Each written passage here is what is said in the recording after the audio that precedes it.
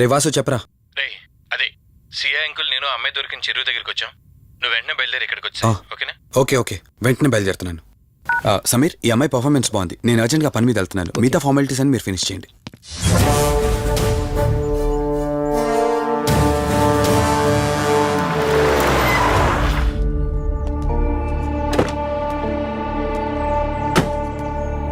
Uncle నేను చెప్పాను కదా, నా ఫ్రెండ్ కార్తీక్. Hello sir. ఇక్కడే కదా నీకు అమ్మాయి దొరికింది? అవును సార్. ఇంత రాత్రి వాళ్ళని ఒక్కడవే ఇక్కడేం చేస్తున్నావు? బేసిక్గా I'm event organiser. Event finish చేసుకుని ఇటు వెళ్తుంటే అంటే ఇక్కడికి వచ్చాక నీ కారు ఆగిపోయిందంటావు? అంకుల్ వీడు నాకు చిన్నప్పటి నుంచి ఫ్రెండ్. వీడి గురించి నాకు బాగా తెలుసు. అలాంటి వ్యక్తి కాదు.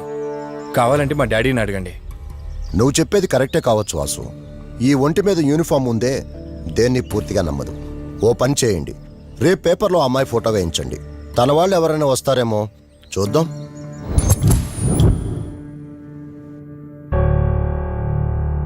మీ ఫోటోనే. మీరు గతం మర్చిపోయారు కదా, మీకు సంబంధించిన వాళ్ళు ఎవరైనా వస్తారేమో అని చిన్న ప్రయత్నం.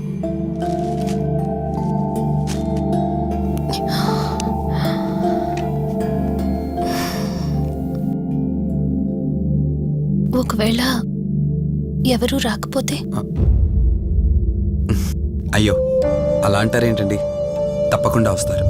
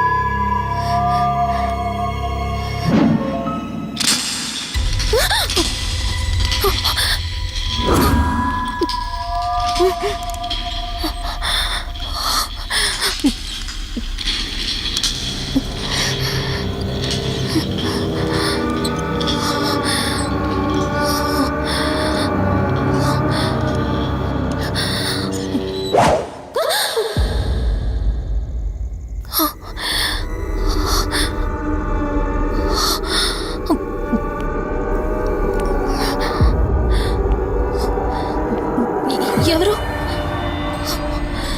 ఈ టైంలో ఇక్కడేం చేస్తున్నారు? మిమ్మల్ని మాట్లాడేంటి?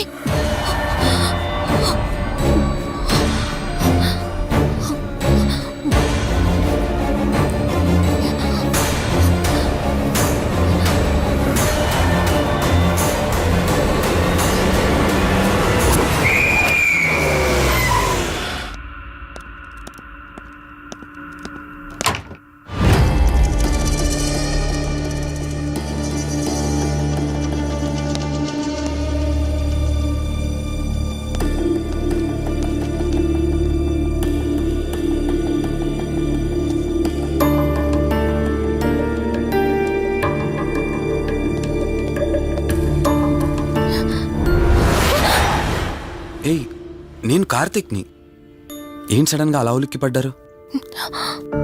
భయంగా ఉంది కార్తీక్. ఏదో తెలియని భయం నన్ను వెంటాడుతోంది. కలని తెలిసినా మనసు నమ్మట్లేదు. ఇక్కడే ఉందామంటే ధైర్యం చాలట్లేదు. మర్చిపోయిన గతం కంటే నా ఒంటరితనం నన్ను ఎక్కువ భయపెడుతోంది. నన్నిక్కడి నుంచి వేరే చోటికి తీసుకువెళ్ళగలవా కార్తీక్? భయంగా ఉంది కార్తీక్. మర్చిపోయిన గతం కంటే నా ఒంటరితనం నన్ను ఎక్కువ భయపెడుతోంది. నన్ను ఇక్కడి నుంచి వేరే చోటికి తీసుకువెళ్ళగలవా కార్తీక్? రే, నీకేమైనా పిచ్చా? ఆ అమ్మాయిని ఇంటికి తీసుకెళ్తానంటేవేంటి? ఆ అమ్మాయి ఎక్కడి నుంచి వచ్చిందో ఎవరో కూడా తెలీదు. రేయ్, తను ఎవరు ఏంటని కాదురా. నువ్వైతే డాక్టర్గా తనని ట్రీట్ చేసి డిశ్చార్జ్ చేస్తావు. ఆ తర్వాత తను ఎక్కడికి వెళ్తుంది? ఇప్పటికే పేపర్లో యాడ్ ఇచ్చి చాలా రోజులు అవుతోంది. వాళ్ళ బంధువులంటూ ఇప్పటికొచ్చి ఒక్కరు రాలేదు. నువ్వు కూడా బంధువు కాదు కదరా, అనవసరంగా రిస్క్ తీసుకోకు. చూడు, నేను సిఐతో మాట్లాడతాను. రేపే అమ్మాయిని స్వచ్ఛంద సంస్థలోనే జాయిన్ చేస్తారు.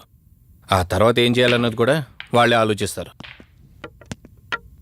ఇందాక నువ్వు అడిగావే బంధువా అని.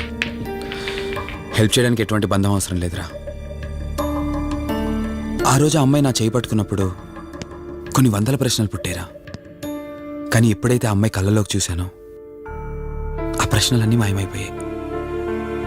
ఇలాంటి పరిస్థితుల్లో ఆ అమ్మాయిని ఒంటరిగా వదిలేసి చేతులు దులుపుకోవడం నాకు ఇష్టం లేదురా. రేయ్, ఫ్రెండ్గా చేయగలిగితే నాకు హెల్ప్ చేయి. ఆ సీఏతో మాట్లాడి ఎటువంటి ప్రాబ్లం రాకుండా చూసుకో.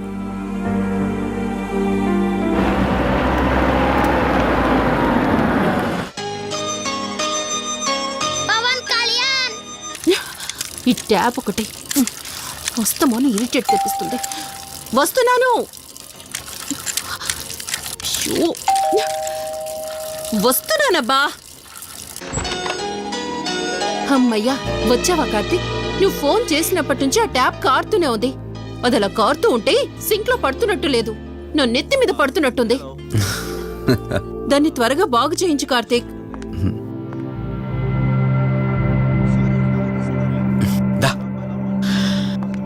నేను చెప్తూ ఉంటానే, తనే మా వదిన. అన్నయ్య ఎప్పుడు ఫుల్ బిజీగా టూర్స్ తిరుగుతుంటాడు, కానీ మా వదిన మాత్రం నన్ను సొంత కొడుకులా చూసుకుంటుంది.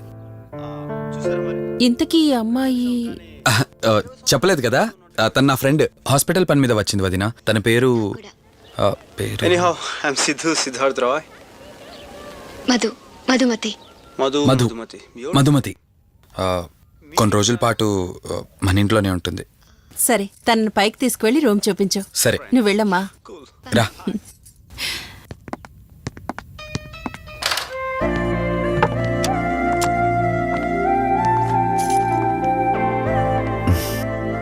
ఇదే నీ గది.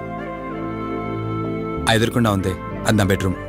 నీకు ఎటువంటి అవసరం వచ్చినా నన్ను అడగచ్చు. నీకు ఎటువంటి ఇబ్బంది ఉండదు. నాకు భయంగా ఉందని ఒక్క మాట చెప్పగానే ఏమీ ఆలోచించకుండా ఇంటికి తీసుకొచ్చారు. నా గురించి ఏమీ తెలియకుండానే ఇంతెందుకు చేస్తున్నారు? నాకు తెలిసిందల్లా ఒకటే, నేను చేస్తున్న పని నాకు కరెక్ట్ అనిపించింది, అందుకే చేస్తున్నాను. నేను కళ్ళు తెరిచిన తర్వాత చూసిన ప్రతి ఒక్కరూ మంచిగానే కనిపిస్తున్నారు.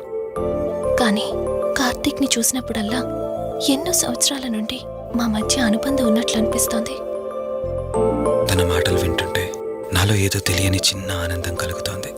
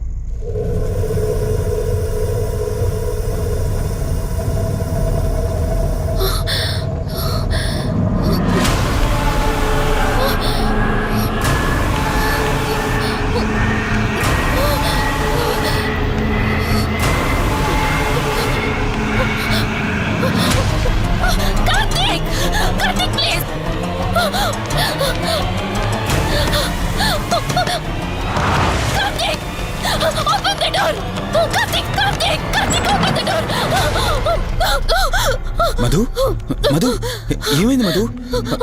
అటు చూడు. మధు ఏమైంది మధు? అటు రిలాక్స్. చూడు. చూశాను, అక్కడేం లేదు. కావాలంటే నువ్వు చూడు. మళ్ళీ చూడు. మధు నేను చూశాను, కావాలంటే నువ్వు చూడు. మధు చూడు మధు ప్లీజ్, అక్కడేం లేదు. ఒకసారి చూడు. చెప్పాను అక్కడేం లేదని. నువ్వెందుకు కంగారు పడుతున్నావు? అయినా అసలు ఈ టైంలో బయటికి ఎవరు వెళ్ళమన్నారు? అది బయట ఏదో తలుపు కొట్టిన శబ్దం వినిపిస్తే. మధు సరే, నీకేదో శబ్దం వినిపించింది. అయినా నీకేదో డౌట్ ఉంటే నన్ను పిలిచి ఉండాల్సింది. అసలు ఒక్కదానిపై బయటికి ఎందుకు వెళ్ళావు? సర్లే, ఇక్కడ నుంచి ఏమైనా ప్రాబ్లం ఉంటే నాతో చెప్పు, సరేనా? Cool, everything will be all right. పద వెళ్దాం.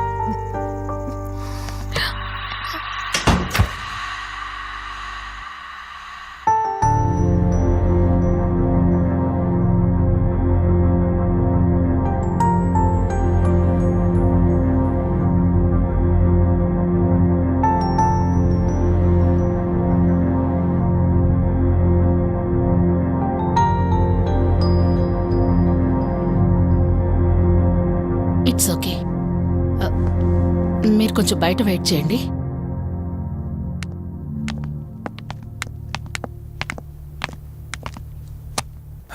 ఎలా ఉంది డాక్టర్? టెస్ట్లన్నీ చేశాను. Mental status, calcium levels and liver troubling, ఎందులోనూ ఎలాంటి ప్రాబ్లం అయితే కనపడలేదు. రిపోర్ట్స్ అన్నీ నార్మల్గానే ఉన్నాయి. మరి ఎందుకు భయపడుతున్నట్టు డాక్టర్? అదే నాకు అర్థం కావడం లేదు. లాస్ ఆఫ్ మెమరీ పేషెంట్స్ని చాలా మందిని చూశాను, బట్ షీఈస్ డిఫరెంట్. ప్రస్తుతానికి కొన్ని మెడిసిన్స్ అయితే రాసిస్తాను, షూర్. వాడి చూడండి. డెవలప్మెంట్ ఉంటే ఓకే, లేదంటే ఫర్దర్ ట్రీట్మెంట్ ఏంటన్నది తర్వాత ఆలోచిద్దాం. Okay doctor. Thank you doctor. Okay. వదినా బయలుదేరదామా? చెప్పరా వాసు. రే, అర్జెంటుగా బయలుదేరి నా హాస్పిటల్కి రా. ఏరా, ఎనీథింగ్ సీరియస్? అలాంటిదేం లేదు, నువ్వు ముందు బయలుదేరా. సరేరా, వస్తున్నాను. వదినా, మీరు తనని ఇంటికి తీసుకెళ్ళండి, నేను వెళ్ళి వాసన కలిసేసి వస్తాను. సరే. ఎరా ఫోను నువ్వు.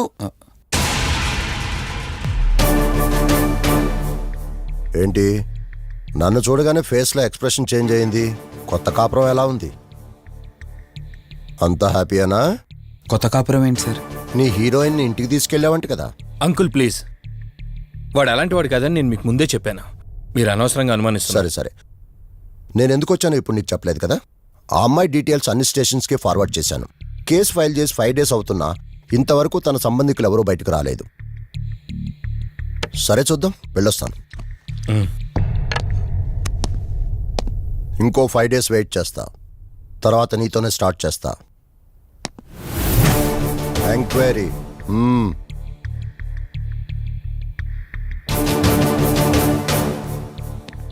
అయినేంట్రా నా మీద డౌట్ పడుతున్నాడు? అందుకే ఈ పోలీసులో ఎంక్వైరీలు వద్దన్నాను. నువ్వు చేస్తున్న పనికి పోలీసు వాళ్లే కాదురా, ఎవరైనా అనుమానిస్తారు. సర్లే, ఇంతకీ అమ్మాయిని సైకియాట్రిస్ట్ దగ్గర తీసుకెళ్ళావు కదా, ఏమన్నారు? ఏం లేదురా, అంత నార్మల్గానే ఉందన్నారు. Tablets రాసిచ్చారు, వాడమన్నారు.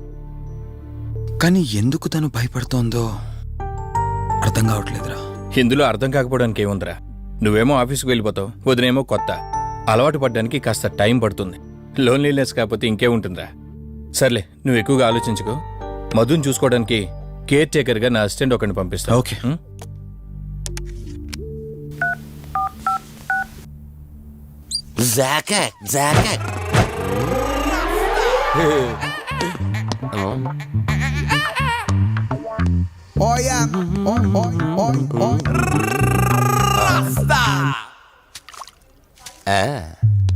Rose rose rose rose piece అదిరిపోయింది. Sister, yes I love you. I love you brother. Sister ఇలా అన్న, నువ్వే ఇలా రాస్కా. బ్రదర్ అంటే బ్రదర్, ఇది దీని వాట. డాక్టర్ 5వ వార్డులో పేషెంట్ కనిపించట్లేదు. సైట్ వచ్చిందేమో, కళ్ళజోడు అది కాదు సార్, రేపు మీరు ఆపరేషన్ చేస్తారని తెలిసింది, అందుకే ముందే పారిపోయి. Good boy. ఏయ్, వీడేంటి ఇలా వణుకుతున్నాడు? ఏసీ ఆపేమని గొడవ సార్. పేషెంట్లందరూ ఏసీ కావాలంటాడు, ఈడు మాత్రం ఆపేమంటాడు. ఏంటి ప్రాబ్లం? చలికి తట్టుకోలేడు సార్. వీడు ఇప్పుడే చలికి తట్టుకోపోతే రేపు పొద్దున్న నేను వీడికి ఆపరేషన్ చేస్తాను, వాడు ఖచ్చితంగా పోతాడు, వాడిని మార్చి రూమ్ లో పెడతారు. ఆ చలికి ఎలా తట్టుకుంటాడు? Good boy. ఆ ఫైల్ ఎవరిది? 7వ వార్డులో పేషెంట్ది. వాడు ఇంకా పోలేదా? మీరు ఇప్పుడే వచ్చారు కదా. వీడు ఒకడు ఫోన్ తీయడు. సంపు అసంపూర్ణేష్ బాబు. హాస్పిటల్ కదా అని ఎవడు నాకెదురొచ్చినా వాడికే రిస్క్, నేనెదిరెళ్ళినా వాడికే రిస్క్. ఎందుకంటే ఇంజెక్షన్ నా చేతిలో ఉంటుంది కాబట్టి. నువ్వు ఆపరేషన్ చేస్తే పేషెంట్లు భయపడతారేమో, నేను ఆపరేషన్ చేస్తే వాళ్ళ బంధువులు కూడా భయపడతారా? కబాలిడా. రేయ్, ఎవడ్రా ఇడు? కంగారు పడకరా, నేను చెప్పింది వీడి గురించే. ఆర్టిస్ట్ అవ్వాలని హైదరాబాద్ వచ్చి అవకాశాలు దొరికి ఇలా హాస్పిటల్లో అసిస్టెంట్ అయిపోయాడు. అప్పుడప్పుడు సినిమా డైలాగులతో మమ్మల్ని అందరినీ భయపెడుతూ ఉంటాడు. డాక్టర్, నువ్వు ఒక కళాకారుని కించబరుస్తున్నావు. సర్లే ఆపరా. వీడు నా ఫ్రెండ్. తనకు తెలిసిన అమ్మాయి ఒకళ్ళు మెమొరీ లాస్ పేషెంట్. ప్రతిదానికి భయపడుతూ ఉంటుంది. నువ్వు తనతో పాటు ఉండి దగ్గరుండి తను జాగ్రత్తగా చూసుకోవాలి. దగ్గర నుంచి చూసుకుంటా, దూరం నుంచి చూసుకుంటా, వెనక నుంచి చూసుకుంటా, ముందు నుంచి చూసుకుంటా, కింద నుంచి చూసుకుంటా, పై నుంచి చూసుకుంటా, టోటల్ గా అమ్మాయి నేను ఉంచుకుంటా. ఐ మీన్ జాగ్రత్తగా చూసుకుంటా. రేయ్, నీ over action opera. Same to you. సర్లేరా, నువ్వు వెళ్ళు. వాడిని తర్వాత మీ ఇంటికి పంపిస్తాను. సిస్టర్, కార్ రెడీ చేయమనండి. ఇన్ని మార్చలే.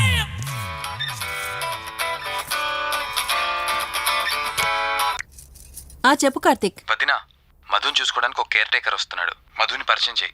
బై ది వే, ఆడికి కొంచెం ఎక్స్ట్రాలు ఎక్కువ, ఆడితో జాగ్రత్త.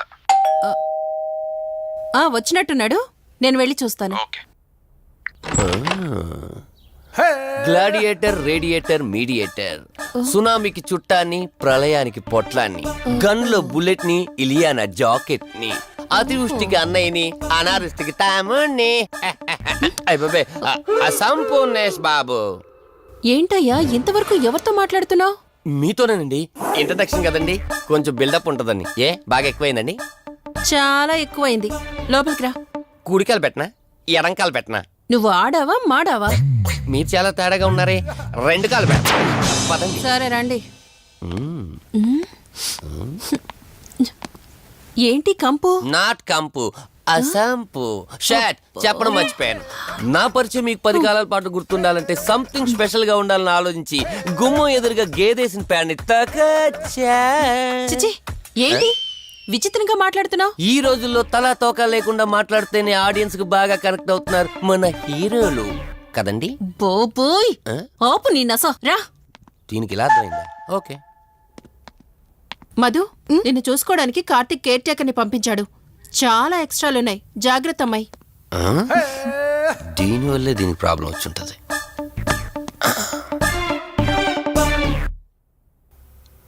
మధు అంటే నువ్వేనా? అసంపు. ఓ, నీ ఫేస్ చూస్తుంటేనే అర్థమవుతుంది నీ గుండెల్లో భయం టన్నులు టన్నులు కొద్దుందని. Don't worry, I am here, no fear. ఇప్పటి వరకు ఒక లెక్క, ఇప్పటి నుంచి ఇంకొక లెక్క. భయం దానెబ్బ, దానికి రక్త చరిత్ర, మరో చరిత్ర కలిపి చూపించేస్తా. వీడిలాగే అరుస్తూ ఉంటాడు, నువ్వు ఇక్కడ ఉంటే దడుచుకుంటావు. రారా. ప్రతి దాంట్లో ఎంటర్ అయిపోతుంది. ఫ్రెష్ అయ్యి వస్తాను. వీలుంటే కలిసి లంచ్ చేద్దాం. నాకు నాన్ వెజ్ బాగా ఇష్టం, వండమని చెప్పండి.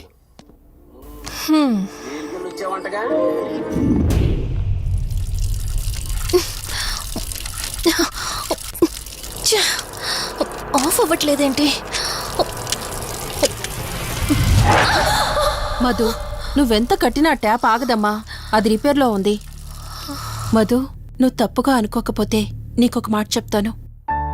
ఎవరు నమ్మినా నమ్మకపోయినా నువ్వు ఏదైతే నీడ వెంట పడుతుందని చెప్తున్నావో అది నేను నమ్ముతున్నాను.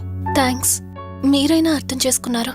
కార్తీక్కి ఇలాంటి వాటి మీద నమ్మకం లేదు. నువ్వు తనతో ఏది చెప్పనంటే నీ సమస్యలన్నింటికీ పరిష్కారం నేను చెప్తాను. నేనేం చెప్పను. నీ మనసులో ఉన్న ప్రశ్నలన్నింటికీ ఒక ఆమె సమాధానం చెప్పగలదు. ఆవిడే దుర్గాబాయ్. నీకు అభ్యంతరం లేకపోతే నిన్నావిడ దగ్గరికి తీసుకువెళ్తాను. సరే. అమ్మా ఇదిగో అమ్మా, రెడ్ కాయిన్ ఇక్కడుంది. అబ్బా ఉండవే. అమ్మా లెఫ్ట్ తీసుకో, ఇదిగో ఇక్కడ నుంచి చూడు రెడ్ కాయిన్. అమ్మా అక్కడ పెడితే వెళ్ళదమ్మా. ఆగమని చెప్పానా? అయ్యో, నువ్వు నా మాట ఎప్పుడు విన్నావనమ్మా. కొడుతుందా అమ్మా, నువ్వు సూపర్ అమ్మా. ఎవరో వచ్చినట్టున్నారు, వెళ్ళి చూడమ్మా. సరే అమ్మా. హాయ్ కవిత. అమ్మా లక్ష్మకి వచ్చిందమ్మా. లక్ష్మి, ఏమిటి ఈ టైంలో ఇంటికొచ్చావు? నీకెంత ధైర్యం ఉంటే నా ఇంటికి వస్తావే?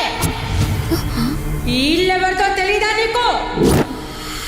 దుర్గాబాయ్, నేను లక్ష్మిని. నీతో పాటు ఎవరిని తీసుకొచ్చావు? దుర్గాబాయ్, మాతో పాటు ఎవరూ రాలేదు. నేను మధు ఇద్దరమే వచ్చాం. కాదు, మీరిద్దరే కాకుండా మీతో పాటు ఒక నీడను కూడా తీసుకొచ్చారు. ఓ అవతలికి పో, వెళ్ళమంటున్నానా? వెళ్ళిపో.